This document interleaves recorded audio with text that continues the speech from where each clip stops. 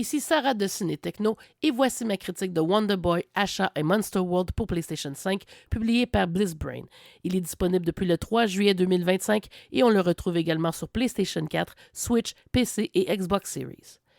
Asha est une jeune fille dans un pays inspiré par le Moyen-Orient qui part à l'aventure pour libérer et réunir des esprits emprisonnés. Pour ce faire, elle devra explorer divers mondes en compagnie d'un sympathique monstre que l'on nomme Pepe Logo et d'un génie qui lui servira de source de téléportation. Elle peut également s'équiper de diverses armes et armures pour accroître sa force et sa défense. Et pour lui donner davantage de points de vie, on peut récupérer des gouttes d'eau qui sont échangeables en lot de 10 contre un cœur supplémentaire. Initialement paru sur le Sega Genesis au Japon seulement sous le titre de Monster World 4, Asha est en fait le 6e jeu de la série Wonder Boy et verra enfin une publication dans l'Ouest en 2012 sur Xbox 360 et PlayStation 3. En 2021 sortait un remake en 2.5 dimensions développé avec l'aide de l'équipe du jeu d'origine et qui prendra 4 ans pour s'ajouter au PlayStation 5 et au Xbox Series. Dans cette nouvelle mouture, la conception des personnages est fidèle au look d'origine du jeu, mais avec des couleurs encore plus vives et une résolution accrue. Un mode facile est également disponible pour faciliter le jeu en ayant accès à davantage de recharge de cœur.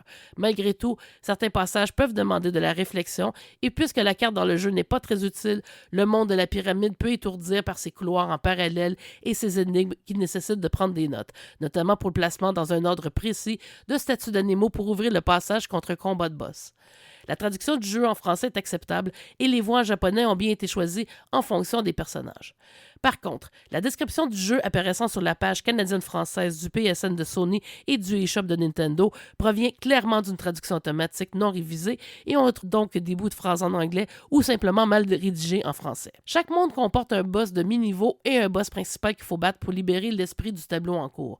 Même en mode facile, il est fortement recommandé de sauvegarder régulièrement car un game over peut survenir soudainement et exiger de recommencer depuis la dernière sauvegarde. Les commandes sont solides et on s'habitue vite à utiliser Pepe Logo pour se propulser dans l'air ou se protéger d'une pluie de lave. Les nouveaux venus dans la série apprécieront le jeu, surtout s'ils sont des amateurs de la série Shantae, qu'on pourrait considérer comme un hommage, surtout par le parallèle entre les deux héroïnes et leurs cheveux colorés.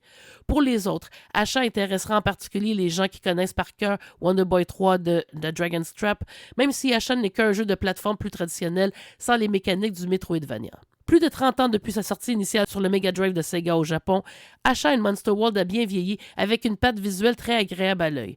Il demeure un jeu accessible pour tous d'une durée raisonnable, même si la rejouabilité n'est pas vraiment là.